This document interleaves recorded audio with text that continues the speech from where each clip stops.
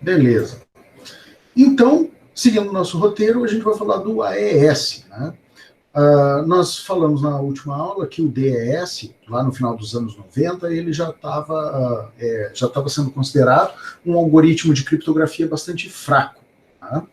Então, o que aconteceu? O NIST resolveu, então, fazer um concurso, tá? Aberto à comunidade acadêmica para que se apresentassem propostas de algoritmos, de sistemas de criptografia, né, que fossem suceder o DES, né? E assim lançaram um concurso, e me lembro disso, né? O brabo quando a gente é velho que a gente começa a lembrar de fatos históricos, né? Eu me lembro quando eles divulgaram na internet esse concurso para a apresentação do AES, lá no final dos anos 90, tudo isso começou em 97, 98, e o AES foi definido em 2001. Né? Eu já estava quase terminando a faculdade, que absurdo. Né? Então, o NIST fez essa competição lá em 97 e ele juntou, ele divulgou na comunidade acadêmica que estava avaliando essas propostas de novos algoritmos de criptografia simétrica. Tá? Então, foi quando eles disseram que esse seria o AES, que é o Advanced Encryption System. Então, em agosto de 98, nós tivemos 15 finalistas escolhidos, e em março de 99, foram escolhidos 5 finalistas. Tá? O Mars, o RC6, o Rigendael, o Serpent e o Twofish. Tá? Em maio de 2000, eles bateram o martelo e definiram o Rigendael como o algoritmo selecionado. Por que esse nome desgraçado de Rigendael? Né? Porque os caras que desenvolveram, esses dois belgas que estão na foto aí, chamavam-se Vincent Rijmen, que é o moreno à direita, e o Johan Demen, que é o loiro à esquerda. Tá? Então, esses caras foram os ganhadores desse concurso do NIST. Tá? Eles são criptoanalistas conceituadíssimos, né? São matemáticos, e inclusive o Johan Demen ele participou de um outro concurso, agora se eu não me lembro, para um algoritmo de criptografia mais novo também, em 2013, e também a proposta dele foi aceita. Então o cara é diferenciado no mercado. Tá? Bom, então, o que aconteceu? A gente viu que o DES ele foi proposto dentro de uma pequena comunidade, né, que ela era mais militar. E aí o AES foi aberto à comunidade acadêmica. Beleza. Qual foi a proposta que esses caras apresentaram que foi considerada, então, um algoritmo de criptografia, um sistema de criptografia tão avançado? Bom, para a gente começar, nós temos que pensar numa coisa, temos que definir uma coisa que é bastante importante dentro da estrutura de cifragem do AES, que é a aritmética de corpo finito. Tá? O que é esse corpo finito? É um conjunto limitado de números inteiros. Então, quer dizer que o algoritmo de criptografia, aliás, volta, a aritmética de corpo finito é aquela onde eu posso realizar todas as 4 operações sem que se gerem números fora de um conjunto. Então, eu defino um determinado conjunto de números e a aritmética de corpo finito, ela me permite que eu realize todas as operações dentro desse conjunto de números e que eu não gere nenhum número fora desse. Tá? Então, a base do AES é essa, que eu defino um determinado conjunto finito de elementos, tá? E todas as operações vão gerar resultados que estão contidos dentro desse conjunto. Então, dentro do AES, a gente define esse corpo finito por GF 2 elevado a 8. Por quê? Todas as operações no AES, elas são realizadas com o uso de 8 bits. os números são representados por 8 bits. Tá bem? Bom, eu não vou entrar no detalhamento, porque assim, o AES ele é bastante extenso em termos de explicação, né? Principalmente quando a gente fala da matemática envolvida. E o nosso objetivo aqui é entender o funcionamento desse algoritmo. Bom, vamos ver então como é que é a estrutura desse cara aqui. Tá? Então, o AES, em aspectos gerais, primeiro, a gente viu lá no DS que eu trabalho com blocos de 8 bytes, não é isso? Então eu pego 4 para um lado, 4 para o outro, né? Eu separo eles, eu faço uma reversão, porque é uma cifra de Feistel, né? Eu divido aquele bloco no meio, eu inverto eles e vou fazendo todo aquele processamento em cima desse bloco. O AES, ele trabalha com um bloco de texto de 128 bits, ou seja, eu tenho um bloco de 16 bytes. Tá? Bom, esse bloco de 16 bytes, a esse bloco de 16 bytes, eu vou aplicar uma chave que ela pode ser de 16, 24 ou 32 bytes. Isso quer dizer que a minha chave ela pode ter 128 bits, 192 bits e 256 bits. E agora vocês vão começar a ver coisas que são mais familiares. Vocês já viram por aí AES 128, AES 192 e AES 256. Tá? Então, esses 128 bits, eles são organizados numa matriz 4x4 em hexadecimal. Ou seja, se eu tenho 16 bytes, na minha matriz, cada um dos elementos, ele tem um byte. Tá? Então, ela é uma matriz 4x4. O que eu vou fazer? Eu vou copiar esse bloco para um array que eu vou chamar de array de estado, tá? Que é o estado em que a ordenação desses bytes ela se encontra em determinado momento. E eu vou trabalhar realizando operações em cima desse array de estado. E vou realizar N modificações durante o processo. Essas modificações, elas são de 4 naturezas diferentes. Tá? Uma que chama subbytes, onde eu faço substituição de bytes nesse meu bloco. Né? O shift rows, onde eu faço um embaralhamento das minhas linhas, né, dessa matriz. Depois o mix columns, que eu também vou fazer um embaralhamento das colunas. E, por último, eu tenho uma função que eu chamo de add round key. Por quê? Eu tenho uma subchave. Lembrem que a gente nunca vai trabalhar com a chave, a gente vai trabalhar com a subchave. Né? Ela é uma chave derivada da chave principal. E eu vou aplicar essa round, vou aplicar essa subchave, né, para cada rodada, em cima daquele bloco de 128 bits, para finalizar, então, essas modificações, essa rodada de modificações. E aí, esse array de estado, onde eu trabalhei, onde eu apliquei todas essas modificações, eu vou copiar, então, para uma matriz de saída, né, que vai ser o que eu vou armazenar.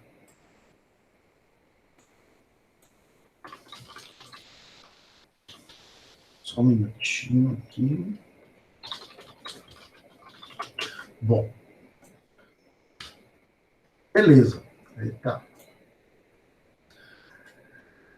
Agora vamos olhar esse negócio mais detalhadamente. Tá? Então, como é que o AES funciona? A quantidade de rodadas de transformação ela é n-1 número de bytes, aliás, né? O número de rodadas ela vai ser n-1 rodadas com transformações de acordo com a quantidade de bits que eu vou utilizar na chave. Então, por padrão, eu digo que o número de rodadas está ligado diretamente à chave. Sendo assim, eu tenho 128 rodadas de cifragem, 128 bits. Eu teria 10 rodadas de cifragem, né? 192 bits, 12 rodadas de cifragem, 256, 14 rodadas de cifragem. Só que tem uma malandragem aqui, tá? Eu faço uma transformação inicial, certo? Que ela diminui a quantidade de rodadas. Então, na verdade, de cifragem, eu vou ter n-1 rodadas com 4 transformações, ou seja, o conjunto daquelas 4 funções que a gente viu. Tá? Então, para a gente entender como esse cara funciona, tá? Eu tenho aqui, deixa eu pegar o apontador, eu tenho aqui, ó, o meu texto claro, tá? Que é uma sequência de 128 bits, tá certo? Eu vou transformar isso numa matriz 4x4, beleza? E eu vou realizar uma transformação inicial, só entrando, eu vou realizar uma transformação inicial, tá? Com base numa subchave, que é a subchave da rodada 0, tá certo? Olhando para o lado de cá, eu tenho uma chave, tá? Que ela é arranjada também numa matriz, tá? E ela passa por um processo de expansão. Então, eu entro com uma chave de 128, 196 ou 256 bits, e ela sofre uma modificação, tá? Justamente para a criação de subchaves. Tá? Eu vou usar os 128 bits, ou 192 ou 256 bits iniciais, e depois, dentro dessa matriz, né, inicial que eu distribuí a chave, eu vou criando derivações, né? Eu realizo operações em cima dessa chave e completo os 44 bytes que eu vou utilizar para trabalhar. Tá? Bom, então eu vou pegar a subchave da rodada 0, vou aplicar, ela é uma subchave de 16 bytes, e eu vou aplicar então em cima dos 16 bytes que eu tenho de entrada. Vou realizar uma transformação inicial, tá?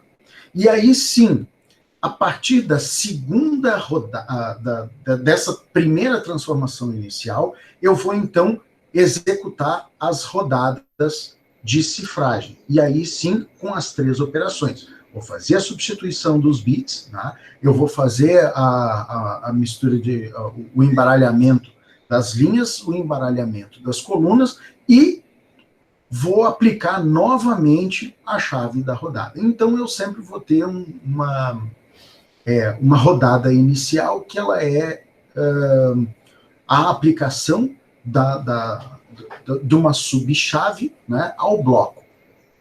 Beleza? E aí, quando eu chegar no estado final, que eu passei por todas essas N rodadas de cifragem, né, eu vou ter, então, o meu texto cifrado, meu bloco de 128 bits. Né? Eu tenho a matriz estado de 16 bytes, que vai ser transformada, então, numa sequência de 128 bits totalmente cifrados. Beleza? Bom, uma coisa que eu quero chamar a atenção para vocês é o seguinte: o AES ele tem uma característica bastante interessante, que a cifragem e a decifragem elas são feitas de maneira diferente. A estrutura geral ela é igual, mas os algoritmos são diferentes. Tá? Como eu falei para vocês, não é uma estrutura de Feistel, ou seja, não tem inversão da posição dos n bits à esquerda e à direita, é aquela malandragem. A chave, ela passa por um processo de expansão, então eu vou criar subchaves de 128 bits, eu expando a minha chave para 48 bytes, que isso vai dar, um brancão agora, vai dar 300 e poucos, cadê? Impressionante. 44 bytes vezes 8 bits são 352 bits. Então, eu pego uma chave de 128, faço um esquema de expansão nessa chave, tá? E vou transformar ela numa chave de 352 bits. E aí, essa chavona, eu vou gerar subchaves de 128 que eu vou aplicar, então, em cada rodada. Então, a gente viu que eu tenho 4 estágios em cada rodada, né? Eu tenho a função de os subbytes, que é a substituição de bytes dentro daquela matriz inicial, tá? Aquela matriz 4x4. E como é que eu vou fazer isso? Eu vou usar uma shuffle box, né? Ou uma shift box, como a gente chama, que é uma matriz de substituição. Tá? Eu aplico aquela matriz numa outra matriz, numa outra tabela de substituição direta. A gente vai ver essa S-box ali na frente. Depois eu vou fazer o que a gente chama de shift rows, né, que eu vou ter uma permutação simples na linha, né, dessa matriz 4x4. Eu vou aplicar o mix columns, que é uma mistura nas colunas, substituindo as colunas usando o meu universo, né, de corpo finito, que é indicado ali por GF de 2 na 8, e vou aplicar, então, a round key, né, que é a minha subchave de cifragem. Como é que eu aplico essa round key? Eu faço um XOR bit a bit usando a subchave. Tá? Uma pergunta. Vocês sabem o que é um XOR? Bit a bit? Não. Bom, excelente. Todo mundo lembra aqui de lógica e operadores lógicos? Isso sim. Sim? Mais ou menos. Vamos fazer um... Mais ou menos? Vamos lá, vamos dar uma olhada nesse negócio. Eu lembro aqui. Que o XOR é quando dá verdadeiro quando for diferente, né? Vamos, o operador for diferente. Isso. O XOR ele é uma disjunção exclusiva, tá? Então, é um operador lógico que retorna um valor como verdadeiro somente quando duas premissas são diferentes. Então, quando eu faço uma comparação, né, 1 e 1, F, aqui, na verdade, F é igual a 0. Então, um XOR 1 é igual a 0. 0 XOR 1 é igual a 1. 1 XOR 0 é igual a 1. E 0 XOR 0 é igual a 0. Então, quer dizer que se os dois operadores eles forem iguais, eu retorno 0. E se forem diferentes, eu retorno 1. Tá? Diferente dos nossos outros operadores lógicos, como o E e o OU. Tá? Quando como é que eu utilizo isso? Né? O E, eu tenho que as duas premissas, elas precisam ser verdadeiras. Tá? Vamos lá. Eu tenho um carro branco. Tá? Se eu disser que é uma moto e é azul, então 0 e 0, essa premissa ela é falsa. Se é uma moto e ela é branca, continua sendo falsa. Por quê? Porque eu não consegui,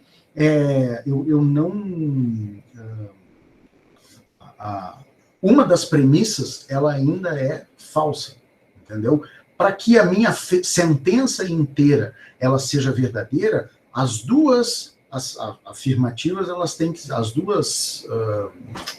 as duas premissas, elas têm que ser verdadeiras. Então, se é um carro e é azul, também é falso.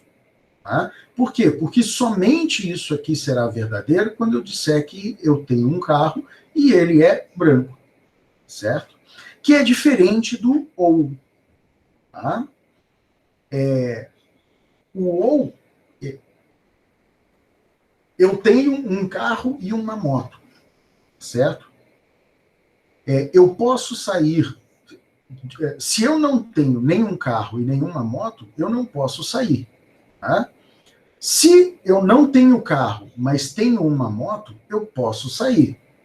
Se eu tenho um carro e não tenho uma moto, eu também posso sair. Então, é verdadeiro. E se eu tenho um carro ou uma moto, eu posso sair. Tá certo? Então, em qualquer uma das premissas, tá? onde os dois valores não sejam igual a zero, não sejam falsos, eu tenho uma sentença verdadeira. Tá? Então, se eu não tenho nem carro nem moto, eu não posso sair nem de carro ou de moto. Né? Mas se eu tenho um dos dois, eu tenho essa sentença como verdadeira, eu posso sair. Tá? Então, se eu tenho os dois, eu também tenho essa sentença como verdadeira. Então, essa é a grande malandragem da diferença do e para o ou. E a disjunção exclusiva é isso, né? É o nem e nem ou. Né? A partir do momento que eu tenho as duas premissas verdadeiras, eu tenho uma... Na verdade, eu tô fazendo uma análise para ver se as duas sentenças ou as duas premissas, elas são diferentes. Se sim, então eu retorno 1. Se elas são iguais, eu retorno 0. Ficou claro isso aqui? Tranquilo? Beleza. Bom, então isso quer dizer que eu vou pegar a minha chave, que ela é um conjunto de bits, eu vou fazer um XOR e vou sair com a minha... e vou sair com um resultado. Tá certo? Bom, se a gente observar aqui, ó, eu vou incluir a chave da rodada, né? Tem o texto claro, eu vou fazer a expansão da chave, eu vou inserir a chave da rodada, certo? Vou fazer a substituição de bytes, vou deslocar as linhas, embaralhar as colunas, vou incluir a chave da primeira rodada, aliás,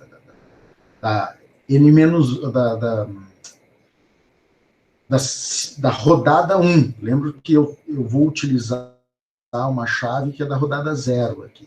E vou indo até chegar ao texto cifrado. Certo? Bom, então, o que vai acontecer aqui? Ó? A decifragem, eu vou incluir a chave da rodada, vou inverter as linhas deslocadas, vou inverter os bytes substituídos, vou incluir a chave da rodada, e aí vou desfazendo todo esse... toda essa cifragem. Uma das coisas que fica evidente aqui é o seguinte, que aquela rodada 0, na decifragem, ela não ocorre, certo? Então, por isso que eu digo que o meu algoritmo de decifragem ele é diferente do meu algoritmo de cifragem. Bom, como é que acontece, então, a rodada de encriptação? Né? Eu tenho aqui a minha matriz de estado, né? Se a gente for olhar, cada bloco desse aqui, ele é 1 byte, então essa aqui é a minha matriz 4x4, então aqui, ó, a primeira linha, a segunda linha, a terceira linha e a quarta linha aqui, tá certo? Eu faço, então, a substituição dos bytes em cada um dessas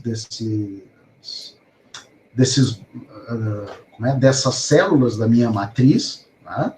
E vou ficar com a minha matriz estado, tá? Aqui, ó. Aliás, desculpa, a minha array de estado num novo estado, depois da substituição. Depois, o que eu vou fazer? Eu vou aplicar o shift rows, né? Eu vou fazer uma mistura nas minhas linhas. E aí a gente vai ver o seguinte, ó, que eu vou começar a fazer uma substituição, tá? Um embaralhamento dessas células da matriz, tá? Mais ou menos de acordo com o que está aqui. Então, ó, essa aqui vai assumir essa posição, essa aqui vem para cá, tá? E eu vou fazendo essa mistureba toda, que vai me gerar, então, uma nova array de estado aqui. Tá? Aqui. Depois, Essa array de estado aqui, ela vai receber, então, vai passar pela função de mistura das colunas. Então, tá aqui, ó, mix columns, beleza? Que vai me gerar, então, um novo estado nesse array, e, por fim, eu vou adicionar a chave da rodada em cada uma dessas células da minha matriz. Tá? E vou sair, então, com essa array de estado, que é a que vai me gerar, então, a saída cifrada. Beleza? Bom. Como é que eu faço essa substituição de bytes, né? Como eu falei para vocês, eu vou pegar os dados e vou arranjar numa matriz 4x4. Isso aqui em hexadecimal, tá certo? O que vai acontecer? Em cada quadradinho dessa matriz aqui, eu vou ter um número em hexadecimal, tá certo? Que vai ser representado por algo parecido com isso aqui. Então, essa aqui, ó, é a minha caixa de substituição. Então, se nesse cara aqui, tá? Por exemplo, em S00 eu tiver FC, eu vou vir aqui, ó, X, F, Y, C, tá? E a substituição que eu vou fazer vai ser por... Ai, o velho é B0 ali, né? Puta, ficou pequeno. Velho é uma desgraça. A gente já não enxerga tão bem.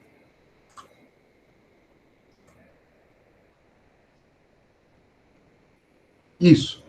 Então, eu vou substituir o valor, né, de FC por B0. Tá? Então, eu vou fazer uma substituição direta com base nessa shuffle box, nessa shift box. Tá? Faço essa substituição. Beleza. Depois eu vou fazer, então, o embaralhamento das minhas linhas. Tá? Então, o que vai acontecer? A minha primeira linha, ela vai continuar intacta. Só que a segunda linha, o que eu vou fazer? Eu vou pegar aqui, ó, o S13, né, que aí é linha 1, coluna 3, eu vou jogar ela... cadê? Desculpa. A minha coluna 0, linha 1, eu vou jogar lá para trás, ou seja, eu vou dar um shift para a esquerda aqui. Então, na segunda linha, eu vou ter aqui, ó, a célula que seria 1, 1, 2, 1, 3 e 1, 0. Tá? Na terceira linha da matriz, eu vou dar 2 shift. Né? Então, o 0 e o 1 vem para cá, eu vou começar no 2, 3. E, na última linha, eu vou dar 3 shift. Então, na primeira linha, eu dou 0 shift, 1 shift, 2 shift e 3 shift. Tá? Então, eu faço um embaralhamento nas minhas linhas. Por exemplo, se a gente observar essa matriz aqui, ó, tá? Então, eu tenho 87, F2, 4D, 97, EC, 6E, 4C90. Então, o que aconteceu? O EC vem para o final, tá certo? E vou ficar, então, com 6E, 4C90. Aqui, ó, vem o 4A e o C3 para o final. Tá? E eu vou ficar com 46 e 7. Esses caras aqui eu faço inversão. E esse cara aqui, por óbvio, então, o A6, ele vai vir para o começo aqui, né? E vou ter, então, o 8C e o 895. Então, esses 3 caras, eles vão passar para o final e essa célula vem para cá. Então, é assim que eu faço o embaralhamento nas minhas linhas. Depois, eu tenho que fazer o embaralhamento nas colunas. E aí, o que eu vou fazer? Eu vou fazer uma operação matricial, tá certo?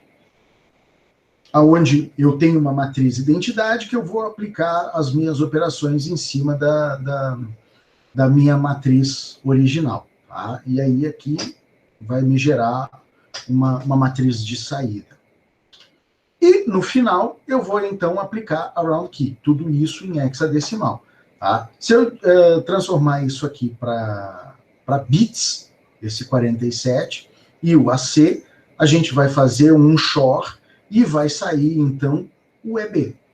Beleza? Tranquilo até aqui?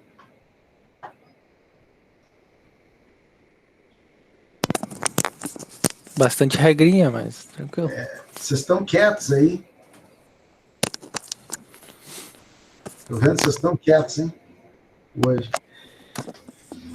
Como eu falei para vocês, isso aqui não é para vocês decorarem, mas para vocês entenderem como é que funciona esse algoritmo de cifragem, a partir do momento que a gente está rompendo com alguns conceitos. Tá? Então, se a gente for ver como a criptografia ela evoluiu ao longo do tempo, nós vamos conseguir enxergar aqui, né, que muita água passou embaixo dessa ponte. Tá? Enfim, em resumo, como é que funciona esse negócio aqui? Tá? Eu tenho a matriz de estado, eu tenho a minha shift box ali, eu vou aplicar, fazer a substituição com base naquele shift box, vai me gerar uma outra matriz, eu vou fazer o shift rows, vou ter outra matriz, eu vou fazer a mistura vou fazer o mix columns, e aí eu tenho uma matriz que eu faço a operação, as operações em cima dela, e depois eu vou pegar a chave da rodada, vou aplicar e tenho a minha saída. Uma das coisas que esse diagrama mostra que é o seguinte, ó, quando eu vou fazer a cifragem usando a ES, eu tenho as entradas que são constantes, porque o shift box, o shuffle box, ele sempre vai ser igual, entendeu? Ele é uma entrada constante, assim como a matriz para fazer a operação em cima das colunas da matriz que eu estou fazendo o processamento.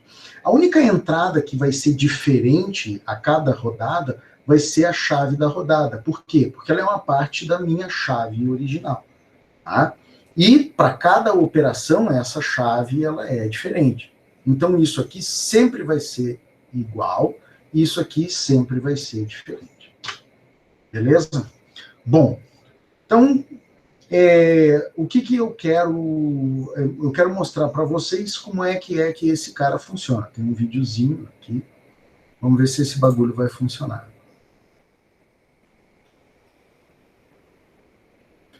Vocês conseguem ouvir aí?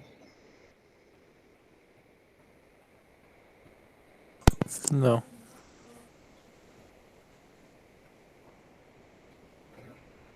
Não. Não, eu tô achando que esse bagulho não tem som. Vamos ver aqui. Vamos voltar aqui. Não, eu acho que isso aqui não tem som. Fiquem tranquilos.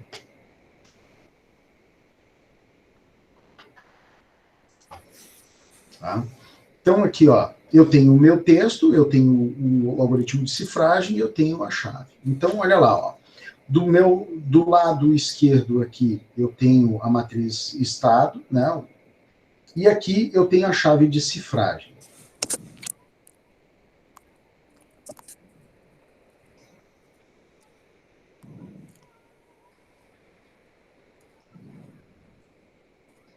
Então, eu tenho aqui, ó, eu tenho que fazer 4 transformações. O round inicial eu só aplico a chave de cifragem e os outros 9 outros rounds, né, de cifragem, eu vou aplicar o subbyte, shift rows, mix columns e o add round key, tá?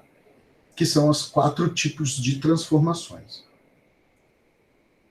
Olha lá, ó, como é que funciona o subbytes? Eu faço uma substituição direta. Ali eu tenho 19, eu vou pegar a linha 1, coluna 9, e eu vou gerar, então, D4. Pum. A 0 vai ser o 63. Enfim, ele fez todas essas substituições. Depois eu vou fazer o embaralhamento das minhas linhas. Tá? Eu vou rodar 1 byte, 2 bytes e 3 bytes.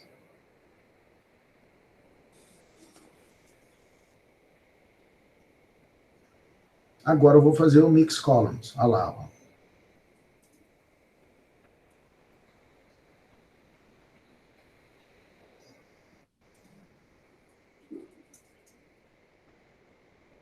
Então, a difusão, ela vem desse mix columns. Lembra que a gente tinha difusão e confusão? Tá? Que são características desejáveis nos nossos algoritmos de criptografia.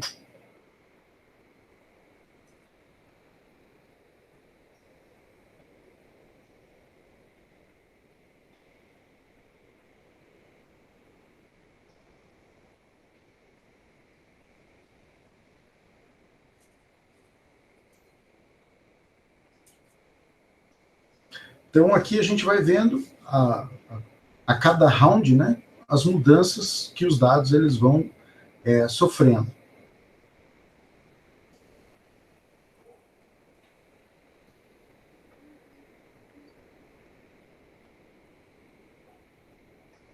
Bom, como é que é a expansão, então, da chave? Né? Eu tenho que pegar a minha chave e expandir em 11 subchaves parciais.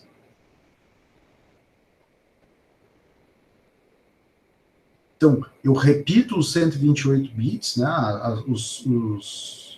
os meus 16 bytes, e aí eu começo a fazer, então, algumas composições. Eu aplico subbytes na primeira...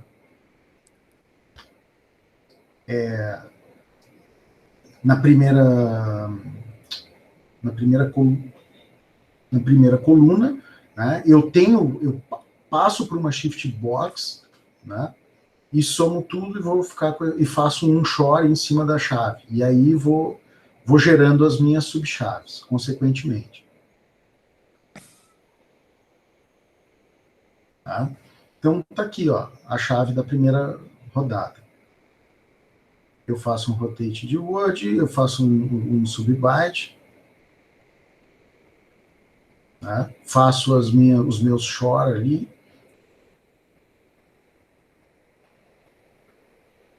E assim, para cada uma das minhas rodadas, eu vou gerando a subchave.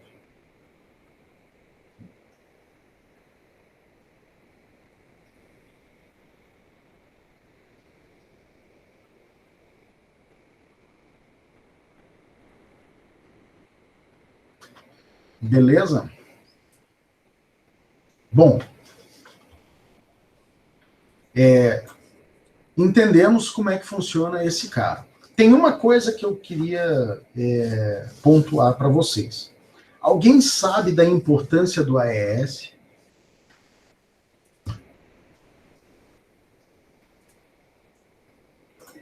Qual é a importância do AES?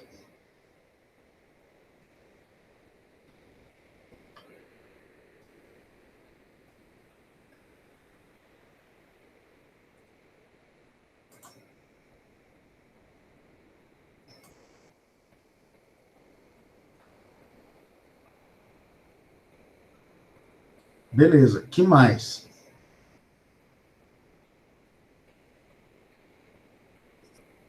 Em que?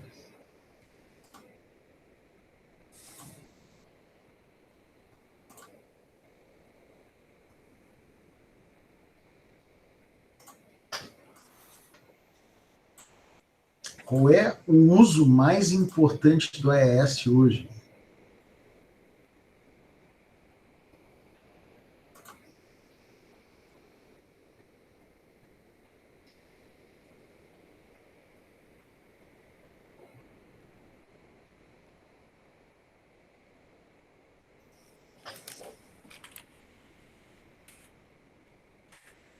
E aí, povo? Pô, tem 18 cabeças na sala de aula, 3 se manifestaram, e aí? E agora? O AES é o algoritmo de criptografia utilizado num negócio chamado SSL. Vocês já ouviram fazer? Já ouviram falar? Certificado? Secure Sockets Layer. Tá? Então, o AES ele é extremamente importante em todas as comunicações que elas têm algum tipo de criptografia para acessar os sites que a gente acessa, ou os serviços online, tá certo? Então, dá para dizer que esses caras, né, a solução que eles propuseram é bastante, primeiro, bastante robusta, nem tão robusta porque a NSA já sabe de tudo, né? E o Facebook sabe do outro resto que vocês tentam, não queriam que ninguém soubesse. Né? Mas, enfim, essa solução ela é uma solução extremamente valiosa, tanto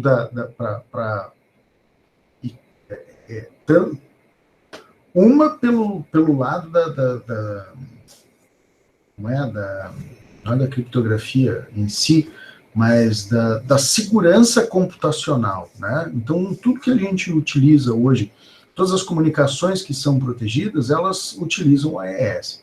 Segundo também, né, como o Adriano citou ali, o IPsec, ele utiliza o AES como algoritmo de criptografia, o próprio Wi-Fi 802.11, né, nas suas camadas de, o WPA2, desculpa, né, que é um módulo adicionável ao 802.11 para a proteção da comunicação Wi-Fi, ela utiliza dois algoritmos de cifragem. Né? Um é o TKIP e o outro é o AES. E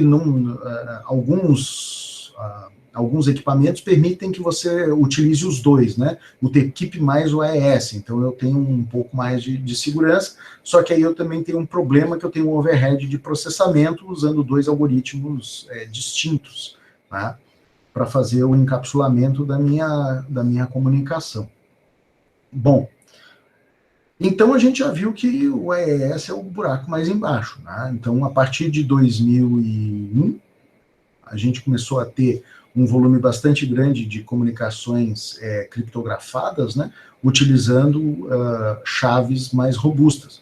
Antigamente se utilizavam, se eu não me engano, antes do SSL era tudo só com TLS. Agora eu fiquei na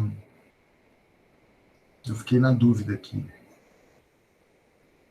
Não, o TLS veio depois do SSL. Mas eu tinha uma versão anterior que a criptografia ela era de 58 bits. Não preciso nem dizer quem é que era utilizado. Vocês lembram? Quem é que usa 58 bits? Aliás, desculpa, 56 bits?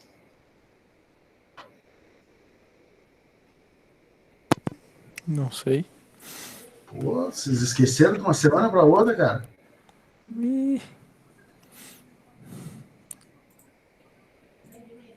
O DES, isso aí, Giovanni. Então, até 2001, as minhas comunicações seguras na internet, elas usavam o DES. A partir de 2001, 2002, eu comecei a usar o AES. Tá? Então, eu tive uma melhoria bastante significativa na criptografia. Beleza, e como é que a gente usa esse bagulho, afinal? Tá? O que eu fiz? Eu botei ali uma atividade para vocês e vamos usar uma ferramenta bem legal. Tá? Essa ferramenta ela vai nos acompanhar por algum tempo, pelo menos para a gente brincar com algumas coisas. Deixa eu ver se eu acho que está aqui.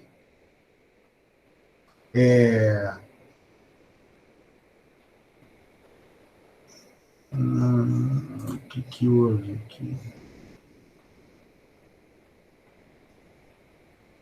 Deixa eu desmastigar, só um minutinho.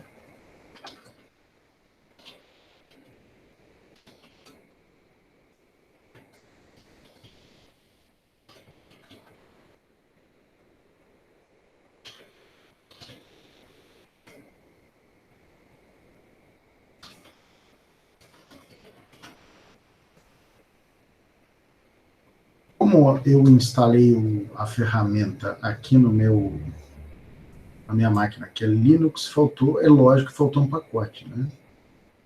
Mas eu disponibilizei para vocês um conjunto de aplicativos que é justamente para a gente usar para cifragem. Tá? Alguém já usou o GNU PG? Eu usei um negócio chamado PGP, isso há zilhões de anos atrás, né? E hoje o PGP era uma ferramenta gratuita, ele passou a ser pago, muito bem pago, e eu não sei que fim levou, porque nunca mais eu quis saber dele, justamente porque era caro. Tá? Vocês já ouviram falar de um cara chamado Elon Musk? Sim. Pois é, você sabe da história do Elon Musk? Elon Musk foi o cara que popularizou, ele era dono de uma empresa, não era o nome da, que fazia o PGP. Não era Avon, né? Só porque tinha o perfume Musk, né? Puta, que piada. Ainda bem que você é da computação, né, cara? Que piada sem graça, só na computação mesmo. Com certeza. Ele era dono de uma empresa, deixa eu como é? Deixa eu colar aqui.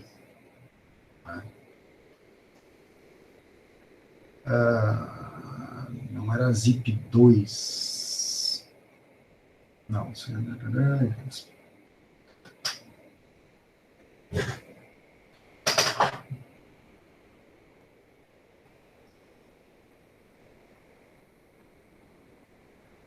Bom,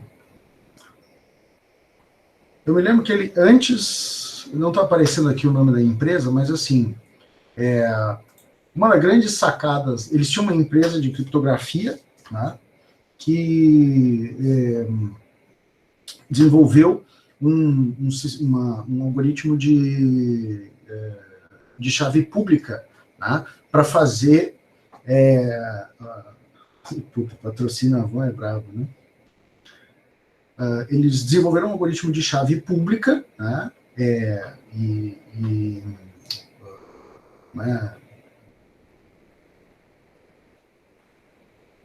de chave assimétrica, né, para poder garantir transações que fossem extremamente seguras. Tá? Isso possibilitou que se pudesse fazer transações seguras pela internet, com nível de segurança que antigamente não se tinha. E aí esse cara fundou uma empresa chamada PayPal. Alguém já ouviu falar do PayPal? Sim, muito dinheiro já perto lá. Exatamente, né? Eu já paguei, já mandei muitos dólares para o exterior por causa do seu Elon Musk, né? Que ele ficou milionário como ficou porque ele vendeu o PayPal, se vocês forem ler a respeito. Né? Mais outras empresas que ele... O cara é um gênio desde os 11 anos, né? Então... Bom, eles tinham essa ferramenta que ela aplicava, gerava chaves públicas, né, e privadas, gerava o que a gente chama de par de chave, e a gente podia, então, assinar informações e cifrar informações para que se pudesse trocar mensagens de forma segura. E aí, os caras desenvolveram, deixa eu descompartilhar aqui, e vou compartilhar agora uma janela que vai ser esta. Cadê? Puta, não está aparecendo.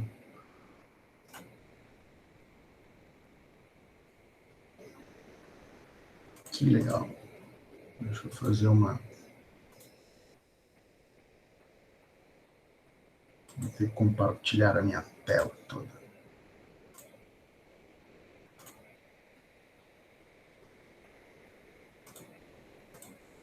Beleza. E o GNU-PG, que é a evolução não, mas é a versão gratuita, né, do PGP, ele fornece uma ferramenta que é chamada de Cleópatra. Esse cara aqui, ou essa aplicação aqui, ela permite, então, que a gente gere um novo par de chaves, ou importe chaves, e faça a assinatura e criptografia de arquivos, tá bem? Não necessariamente eu preciso gerar um par de chaves, eu posso só cifrar um determinado arquivo. Tá? Por exemplo, eu vou pegar aqui esse arquivo aqui, CNH. beleza? Então, eu posso assinar esse arquivo, não quero assinar, e eu posso encriptar para mim, encriptar para os outros, né? Ou encriptar com uma senha, beleza?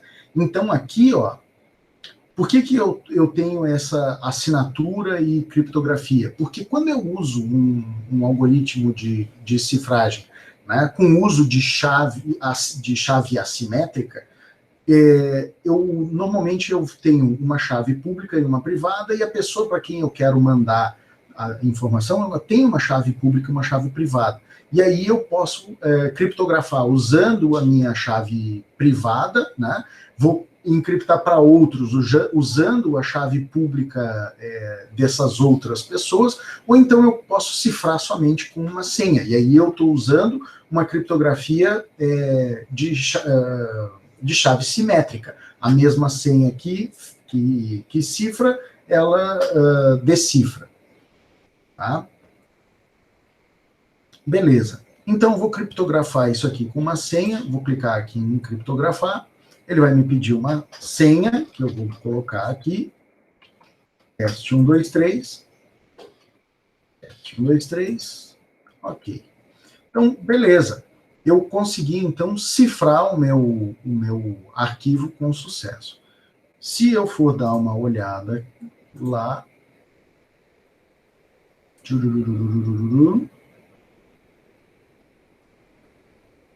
Para onde é que esse raio foi agora? O CNH está aqui. Vamos ver onde é que ele jogou isso aqui.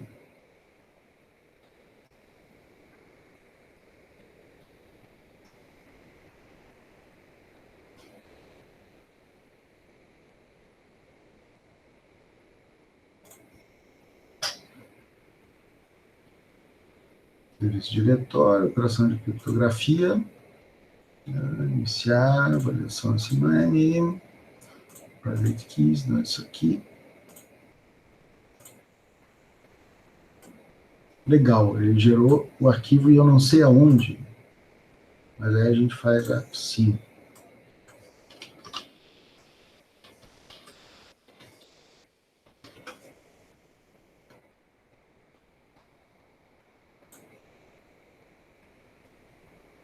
Está dentro de documentos.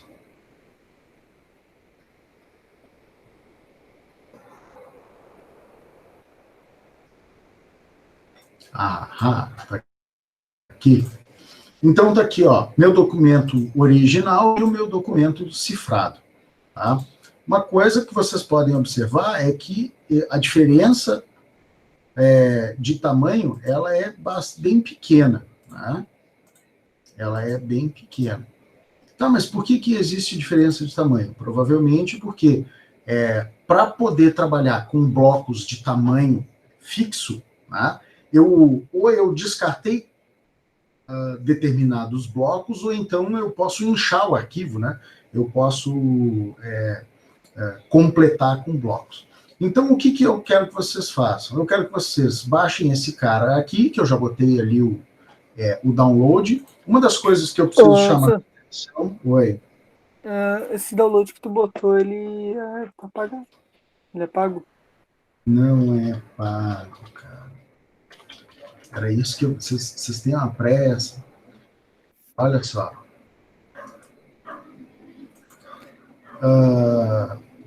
GPG for Windows. Vocês estão vendo minha tela aí, né? Na hora que vocês mandarem baixar aqui, ele vai aparecer essa aqui, ó. Por favor, doe. Doe, né? E aí, se eu não quiser doar, eu digo que eu vou doar 0. E aí vocês podem baixar. Entendeu? Entendi. Beleza? Então, o que eu quero que vocês façam? Né? Vai ficar aí como a nossa atividade de aula. Baixem esse software e deem uma boa fuçada nele. Por quê? Porque a gente vai, daqui a pouco, começar a trabalhar com ele para fazer algumas brincadeiras. Beleza?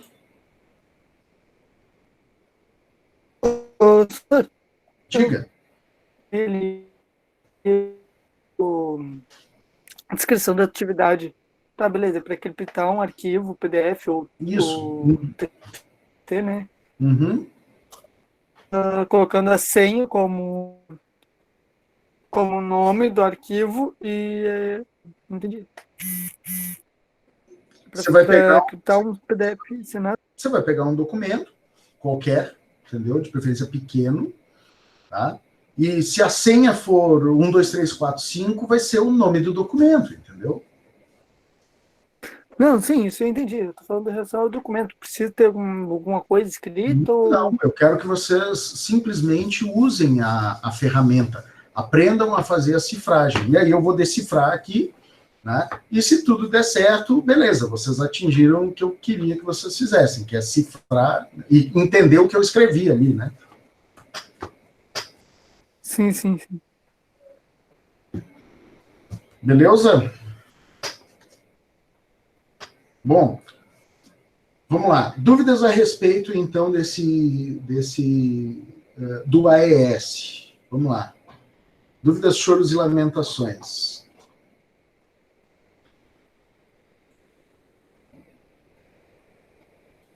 Acho que está bem claro a situação sobre a ES. Tranquilo? Como eu falei para vocês, eu não quero que vocês sejam ninjas em criptoanálise, mas que vocês entendam pelo menos o processo, né?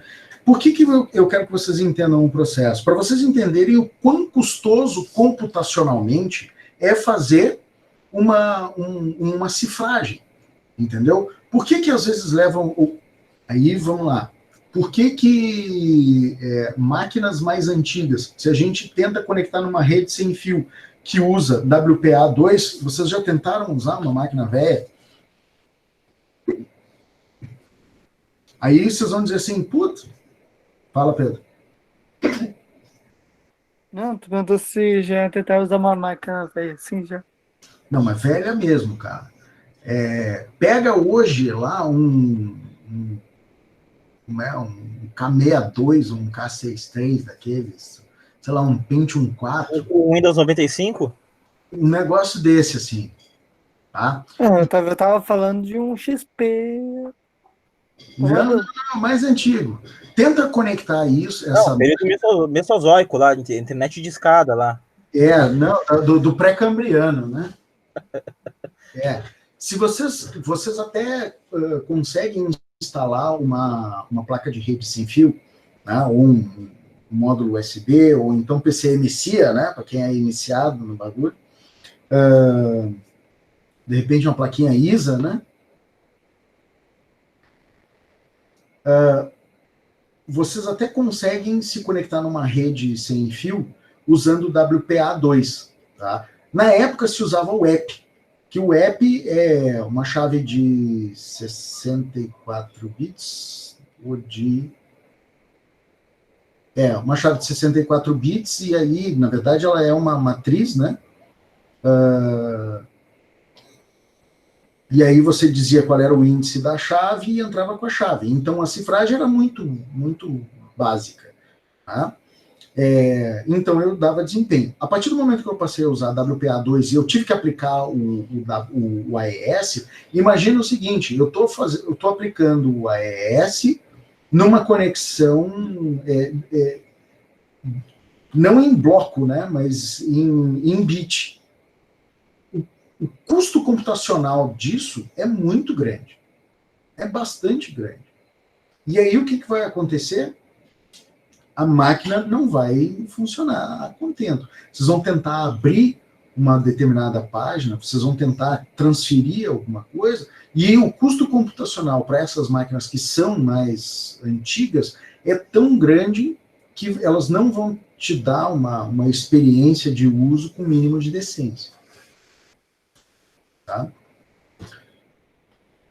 Bom, então acho que o que eu tinha para hoje era isso.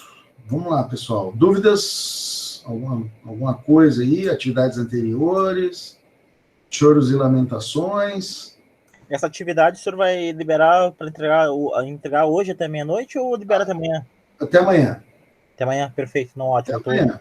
Eu tive que fazer tô numa obra aqui em casa que tá meio complicado, aí eu tava vendo a aula e voltando, indo e voltando, aí amanhã vamos embora.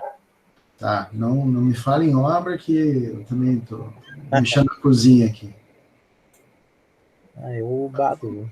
3 semanas lavando louça no banheiro. Hoje caí numa cilada aqui. Hoje foi a pia do banheiro, foi tomada, e agora montando uma prateleira. Excelente. E a minha irmã cantando aqui ainda. Tá certo. Então tá, pessoal. Então fica aí a atividade para vocês. E aí nós vamos ter uma aula agora no sábado, se eu não me engano, né?